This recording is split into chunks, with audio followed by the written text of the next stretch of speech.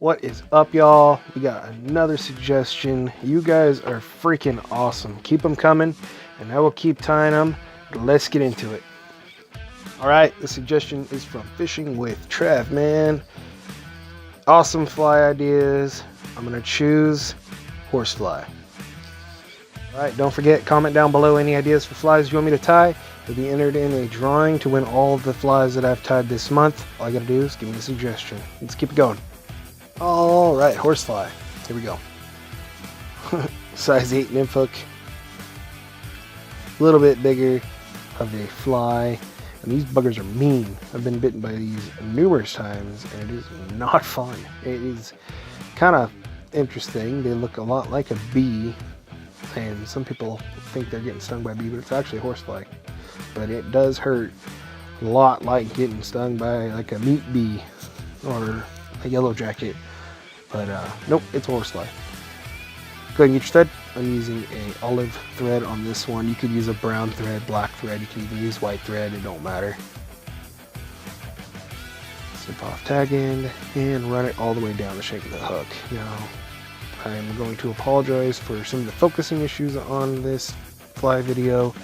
My camera was on autofocus and not select focus, so kind of screwed me. But anyways, it works out in the end. Grab you some dubbing. I'm using a tan yellowish dubbing for this fly to start. And you'll see the technique that I use once I am done with the next part, because I kind of went out of order. Started the dubbing and then realized I need to do something else first, which is going to be the wings. What is eventually going to be the wings for the horsefly. And I ended up using some hackle feathers. The color and shape for this fly seemed pretty legit to me, so that's what I chose to use. Now, like I've mentioned before, you can use a lot of different materials for wings, so don't feel like this is what you have to do. You can even use a wing material that they sell at fly tying stores or places that sell fly tying material. So go ahead and attach these on there. And I'm attaching them just like that, kind of backwards, because I'm going to fold them over. So measure them out where they should lay down, and then tie them in right there so you can fold them over there where they should be. And you'll see the reason behind doing it this way in the end. And then you can use the first one to align the second one. So go ahead and attach those in there, snip off the tag end of the feather, and then the next step is going to be the eyes.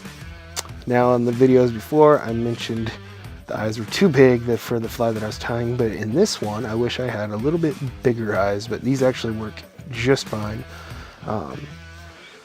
Also, I wish I had multiple different colored eyes, because they're not really black.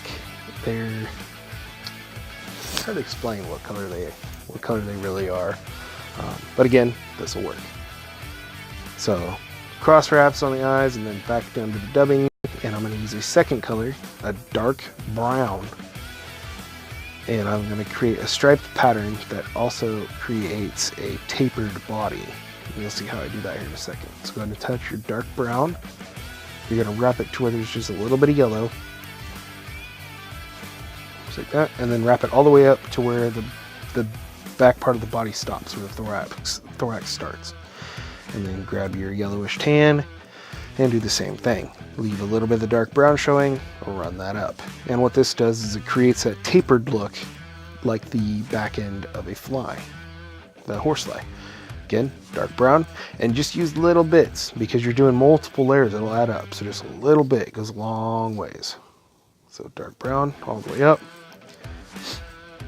back down, more yellow tan. It's almost like a goldenrod color. And then right there. Now I'm using a different brown, a little bit lighter brown for the thorax. And this kind of just separates the body into parts. It's not really that defined, but it does the job. Okay, so the next step, I'm going to add my legs, which I used other fibers from a different type of hackle feather once I find it. This fly, I had no game plan. I have never tied one. I didn't know what kind of material I was using. I didn't know the steps I just totally winged it. No pun intended. So, but I'm grabbing different colors, fibers, patterns. It worked out in the end. I've seen enough of these flies and I've been bitten by enough of these flies. I know what they look like, so it made it a little easier.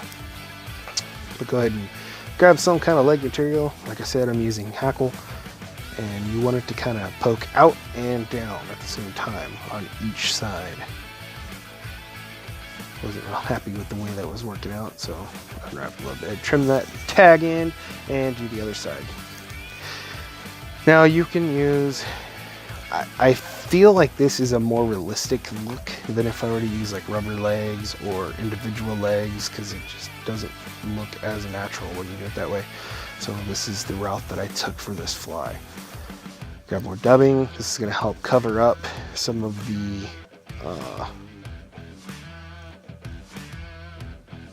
fibers from that feather. Also, it's going to go around the eyes and create the head of the fly.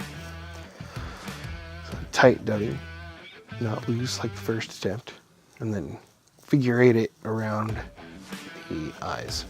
Now pull the wings up and make sure they're where you want them to be, and secure them in place with a couple wraps. Now you can see, since I used Hackle and I pulled it up, it spread out and flared up around the eyes.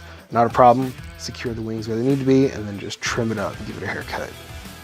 And sometimes that doesn't get it all, so I tried a new technique that I've never done before. Grabbed me a lighter and I singed them off, and it actually worked really nice.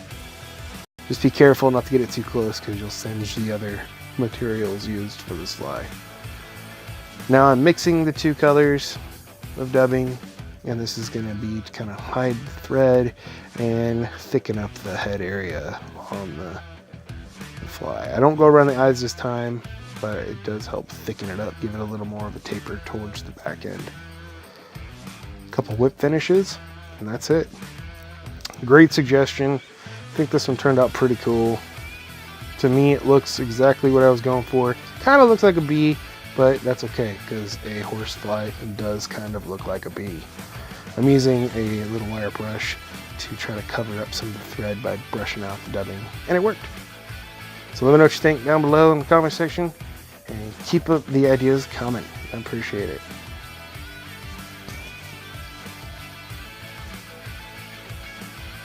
Alright, here's the final product. It kind of looks like a bee, but it does look like a horsefly at the same time. Kind of like a bee-fly hybrid, but it worked. Tell me what you think down in the comment section below. I think it looks pretty cool, but you know what? That's just me.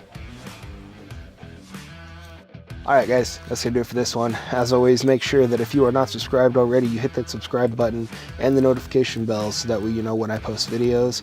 Also, make sure you like the video, comment down below any ideas for future videos, share them with your friends and family, and until next time, you guys take it easy.